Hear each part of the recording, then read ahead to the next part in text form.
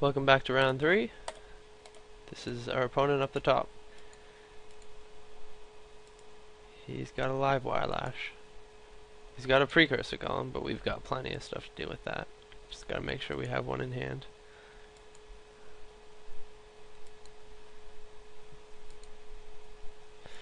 Brass Squire goes with the live wire lash.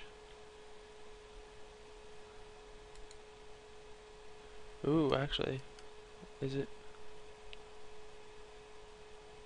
Whenever this creature becomes the target of a spell, oh, okay, not a spell or ability. That'd be pretty sickly insane.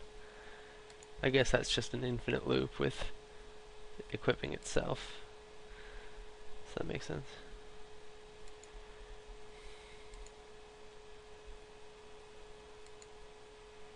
And a Silvark replica, spread the sickness. Ugh, another Flame Vein. Flame Vein is so sick.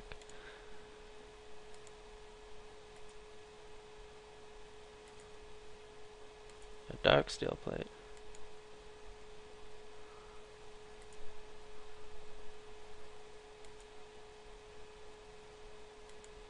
Brass Squire and Dark Steel Plate, instant speed, indestructibility.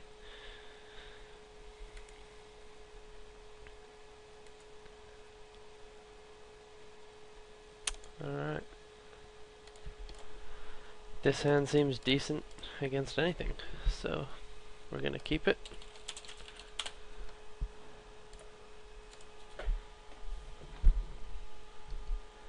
A Corpse Cur is an overcosted 2/2 here, but it is still an artifact. Can bring our Snapsaw Glider into the air, and we can build our own Skitherix later on in the game if we need to. That can't regenerate, but you know, bashes for 4 in the air.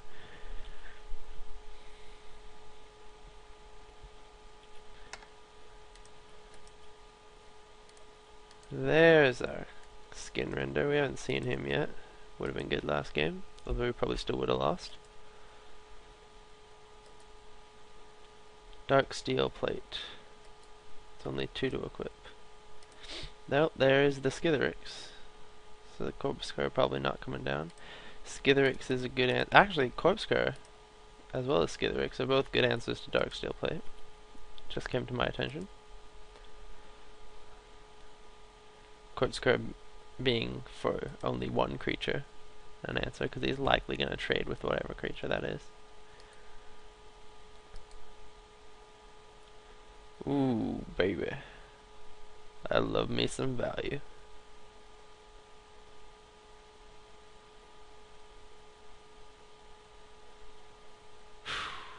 No land.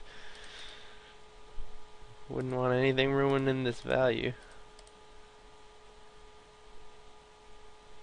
Even trading Ballistic Shaman's ability for a pump spell is fine. But nope. Does not happen. And we come out on top. And I would be surprised if we lost this game here. Because we got threats. We got answers. So it's all a matter of what he has. Alright. Alright. No biggie.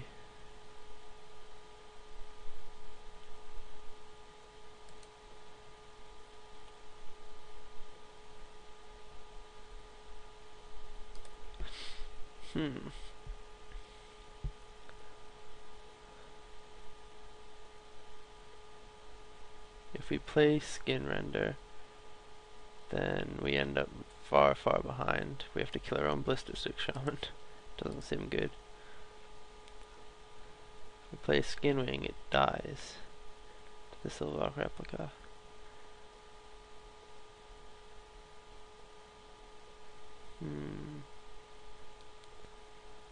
I think that's kind of fine though.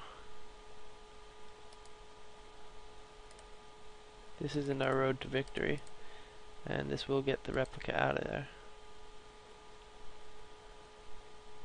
Presumably he thinks it's important enough. It's possible he just leaves it.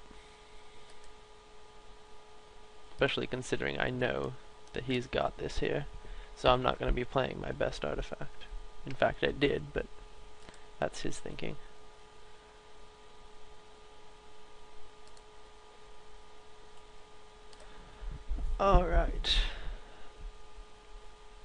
we go for the value of skin rending the indestructible guy, or do we get the Silvark replica while he's tapped out?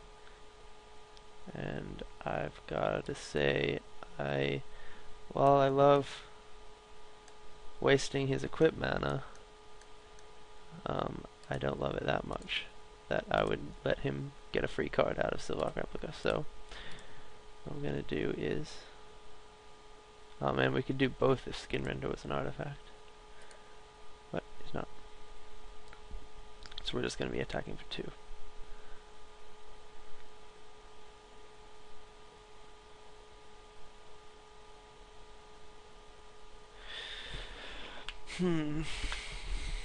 That sort of doesn't take into account how beastie this can really be on the attack. You know what? Forget what I said. Silvark replica, we're not winning off our artifacts here, and we might actually just lose to this, so we're gonna skin rend this. Seems like a much better play, actually. We don't need the blocker, so we're gonna offer up the misclick. He's clearly not doing it, but he's just clicking in the wrong step. Then, you know, we could trade Galvanic Blast for a bit of value, saving one of our guys and all.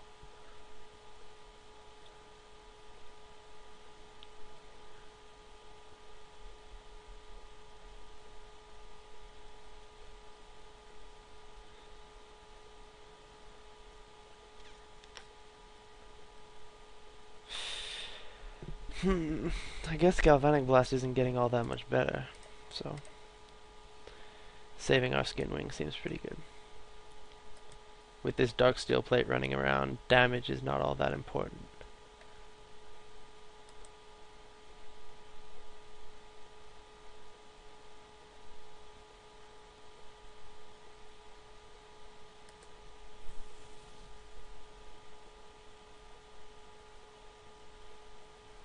Alright, Skin Render gets burnt.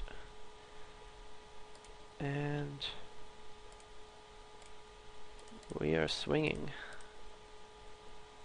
for a lot.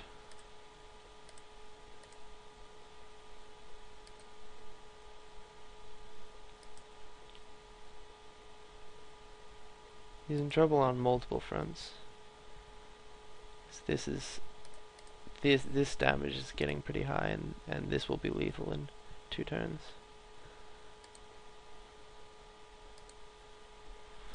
On top of that, we got recursion for our Skitherix if he manages to take it out while we're tapped out. He says, nice game.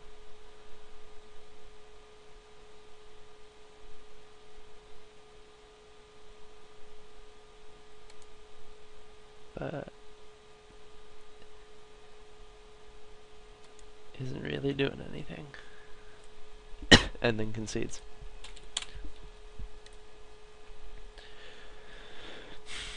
So, got this 3-color deck. It's got the plate.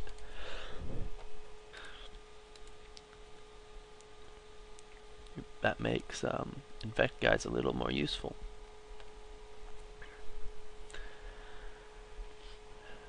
But we've only got majorly overcost Infect Guys and underpowered Infect Guys. So that's not going to help us.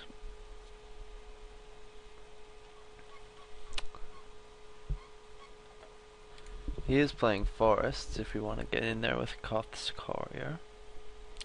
We haven't gotten any really crazy good equipment, and Corpse Cur isn't really worth taking out in this situation.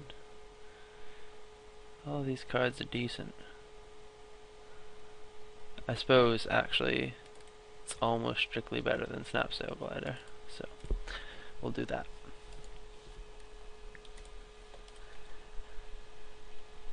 The only thing that makes it worse is that it's not an artifact in itself, so it can't power Bleak Coven vampires. This looks pretty good.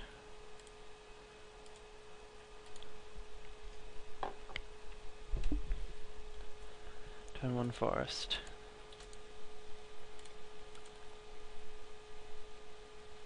Now we got a pretty sick turn 2 play in Mirrodin.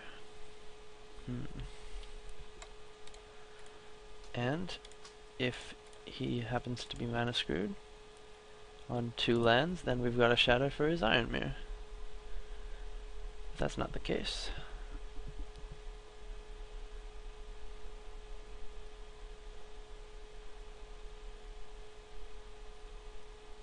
Silverlock replica. Okay. We're still gonna play this out.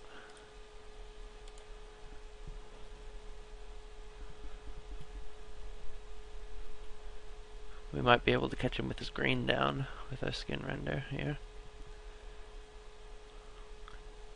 It looks like it. Spin engine. That seems like a good target for a shatter, actually. It seems like he probably wanted to leave up green there. I'd say probably, definitely.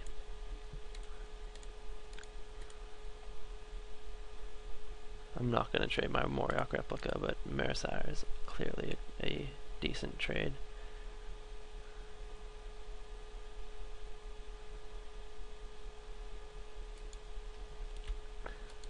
And I'd be trading 1 damage for 1 mana on his side. You know, if he wants to play a huge drop with all of his mana, it might actually... So it's sort of like conditionally saving me 3 damage for 1 by leaving him back if he needs to use all his mana. Because that's the only way I'm blocking. I'm not blocking with Skin Render when I have Shatter. So I'm gonna attack.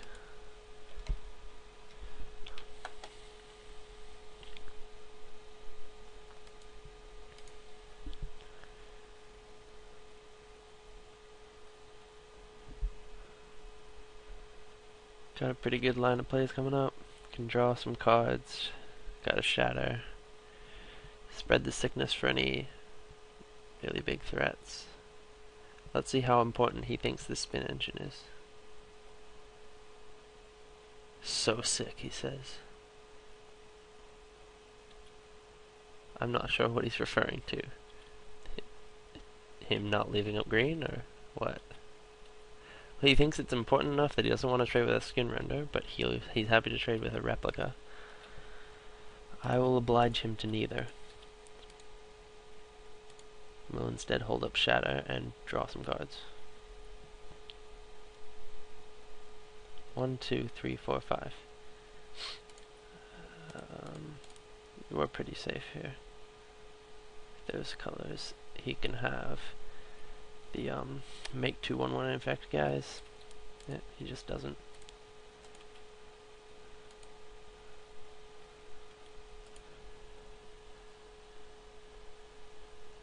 At this point, I'm not even sure if it's worth shattering anything.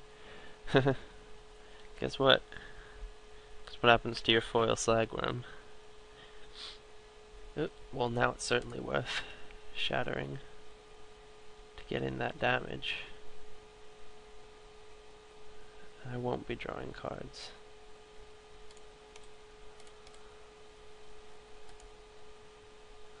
Be hitting him for 6, bringing him down to 7.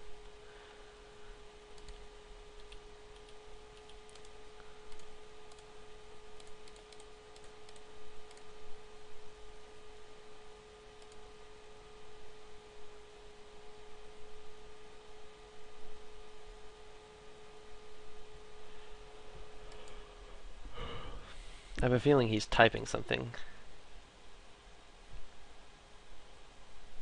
Because he's been a little bit mouthy so far. Comments that didn't make all that much sense. Yep, he said, yeah, obv.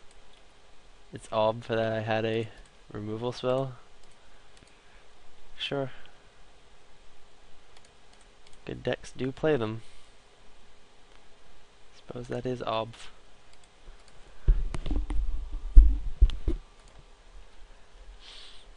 Ogre Resistor. It's not too bad. Live Wire Lash, alright. Well, we'll be playing our Sentinel. We could be terrible here and just show him the go for the throat and attack him down to 2. Yeah, we're just gonna do that. Attack him down to 4 if he jumps.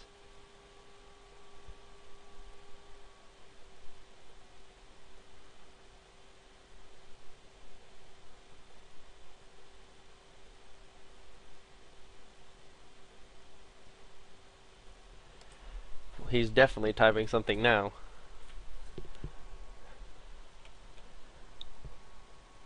Lol, M2GO, seriously. Apparently he's been having some trouble.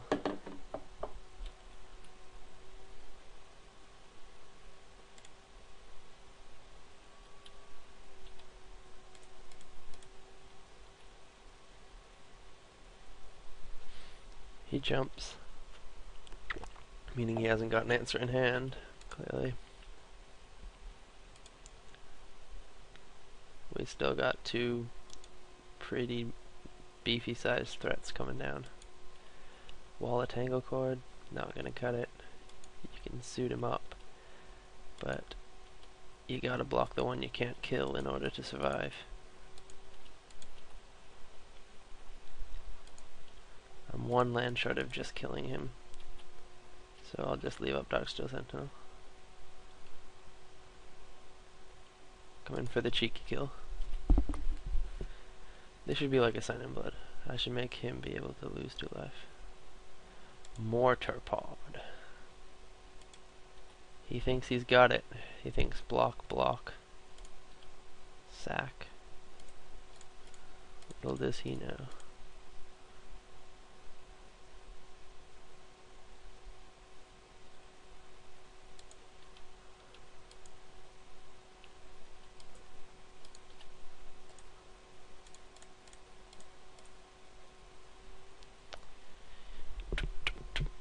He can't kill the Mercire because it makes an artifact, so he's just dead right now. And now we get to fight for the difference between 3 packs and 8 packs.